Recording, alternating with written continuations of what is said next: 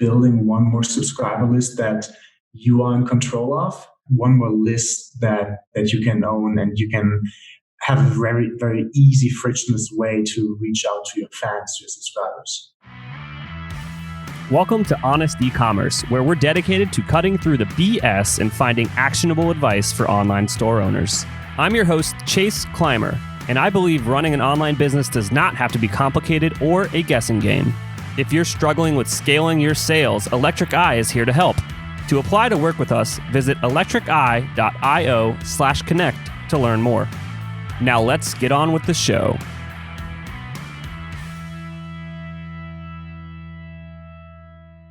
Hey everybody, welcome back to another episode of Honest E-Commerce. Nothing like 2 takes in 2 days. I can't get this intro right, so I'm just going to be honest with everybody. Anyways, I am Chase from Honest E-Commerce, your host. Today we welcome to the show Felix. Felix is coming to us from PushOwl. I would say his last name, but even he told me he didn't know how to explain it to me, so I'll let him share his last name with me. But welcome to the show, Felix. How are you doing today? Hey Chase, thanks for having me. Doing good. All right, so how do we pronounce your German last name? Yeah, so the Germans actually say Suellwold, but then I get it. It's pretty tough for the international community. Yeah, I mean, so everybody, I don't know if you know this, but there's like an onboarding form that we do for the podcast, and he just said, like, you're not going to be able to figure it out. And I was like, okay. So thanks for being honest with that.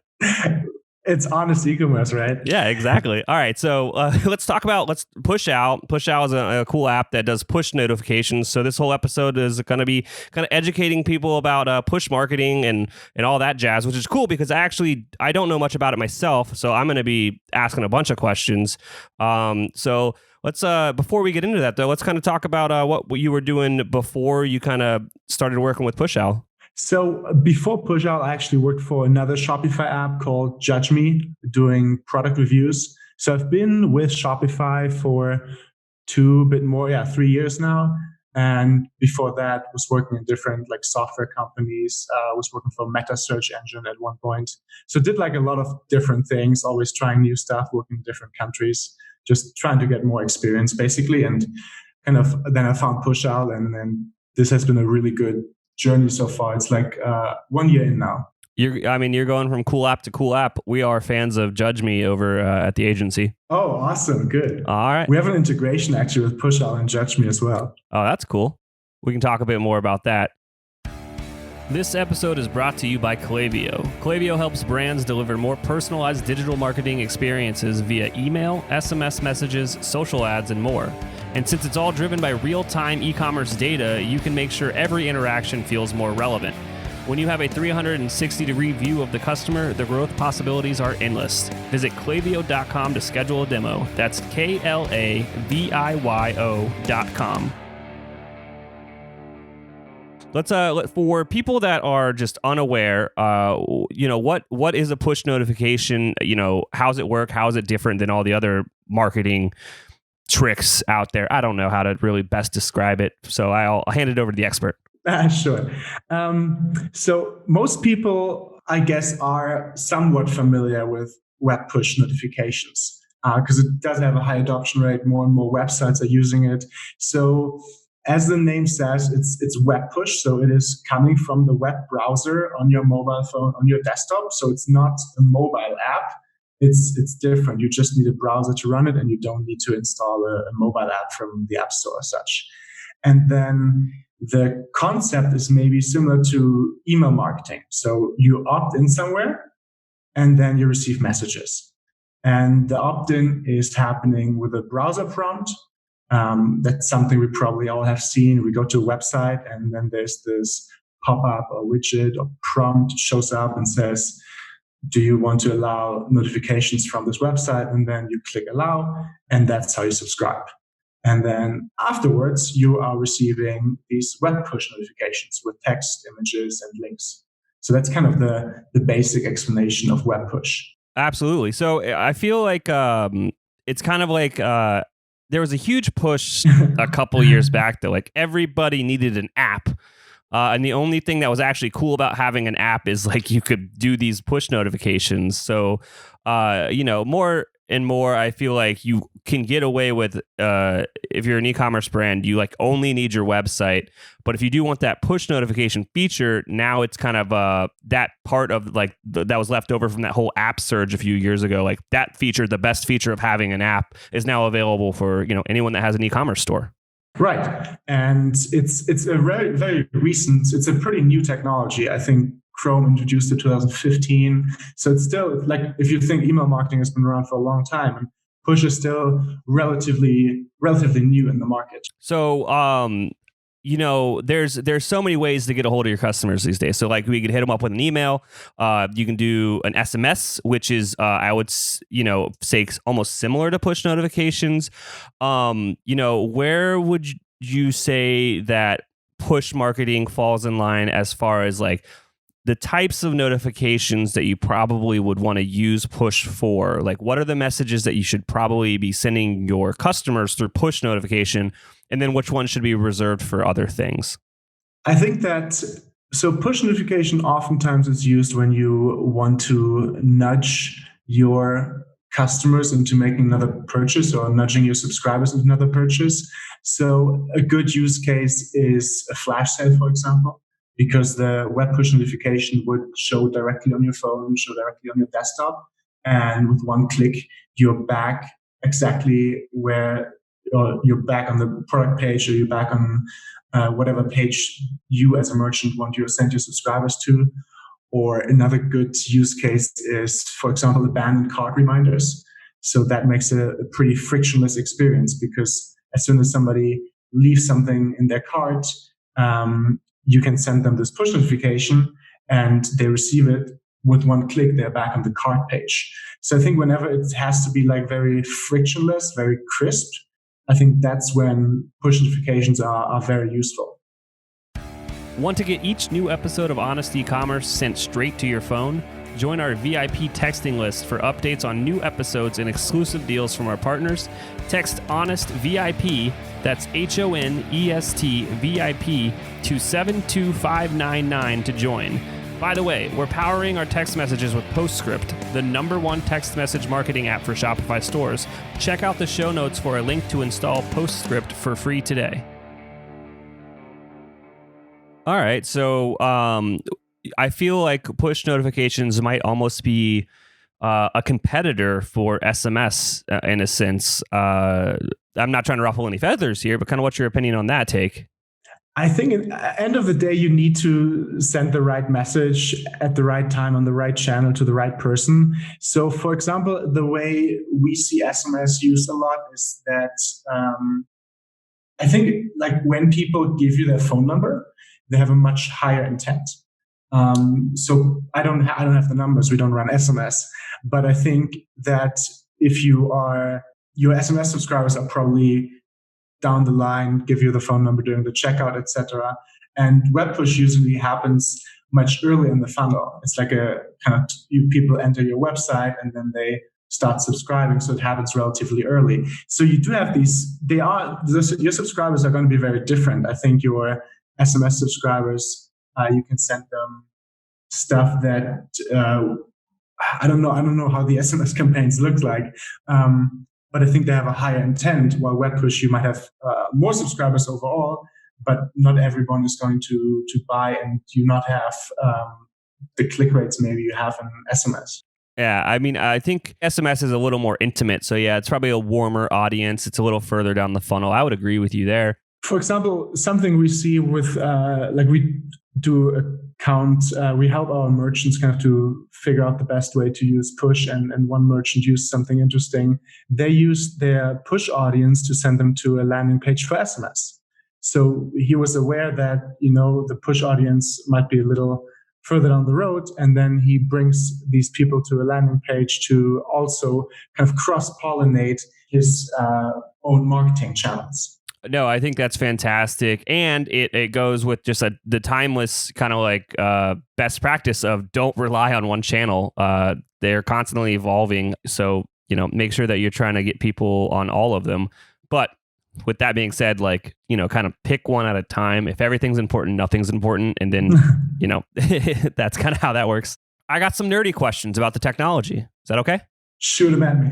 Alrighty. So I'm on a random website. They don't know my name. They don't know my email. They don't know my phone number. And they ask for push notifications. Like, are they going to ask for anything else if I say yes? Or is it just they're going to, like, it makes an agreement with the browser on my phone and then, like, I'm on your push list? How's that work? Kind of like that, yeah. So on a technical level, I'm trying to do my best job here explaining it technically. There is a kind of a token exchange. So you as your browser, so web push is specific to that browser, you kind of exchange a token with a, let's say, server. So that basically allows that specific domain to send you push notification on that specific browser. So this is where this kind of agreement happens.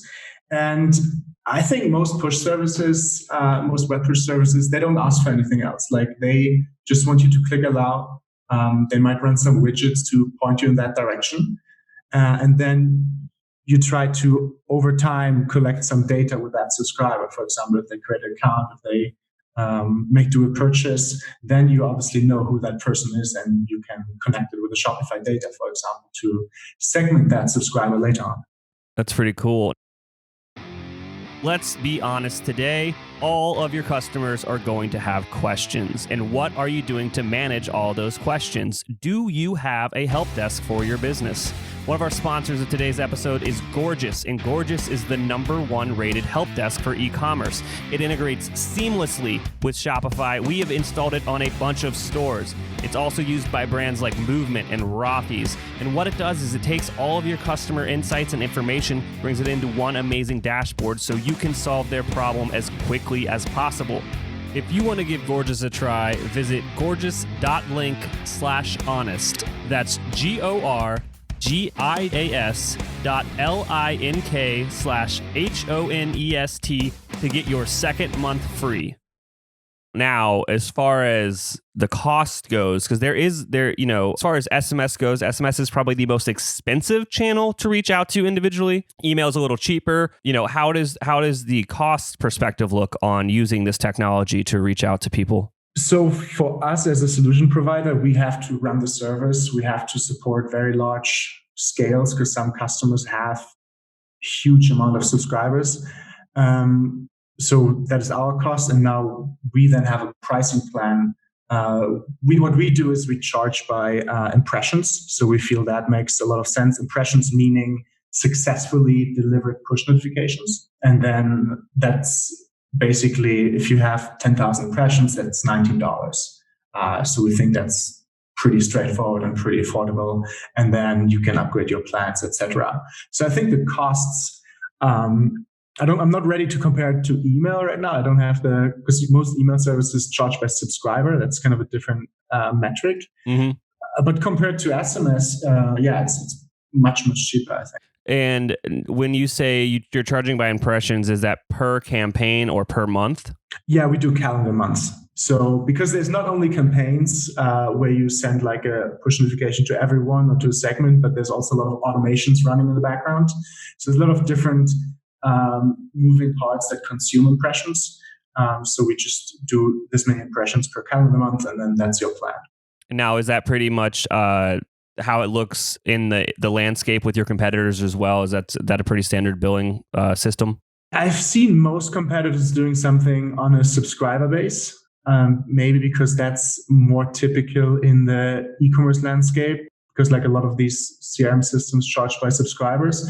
We just observed some e-commerce businesses send a lot of push notifications because they run maybe a lot of flash sales or they run a lot of automations, and some send less. So we felt just like the true value of what we do is showing push notifications, and that's why we wanted to charge by that. That makes sense. So where should I be in my journey as a merchant? What kind of traffic should I have? What kind of sales should I have before I consider adding this, kind of to my marketing stack? What do you think? Where are people kind of starting to get actual returns when using technology like this? To be honest, we see all kinds of merchants onboarding. We see people who are starting out, who don't have sales yet, who are trying to just build a subscriber list. So that usually then happens on the free plan. So people just try to build a subscriber list to them, reach out to their store visitors. As soon as you have some sales, as soon as you start optimizing, tweaking your store, it comes in pretty handy because you do like abandoned cart recovery, shipping notifications, etc.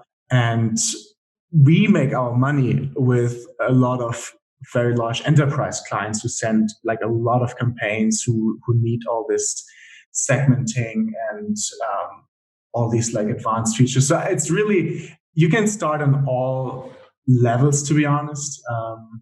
It's not really something that you don't need to reach a certain amount of sales. That makes sense. But maybe to add on this, I mean, obviously people have to subscribe, right? Like if you have if you have very little store visitors, you're not going to see a lot of subscribers, and then your list is going to be pretty small.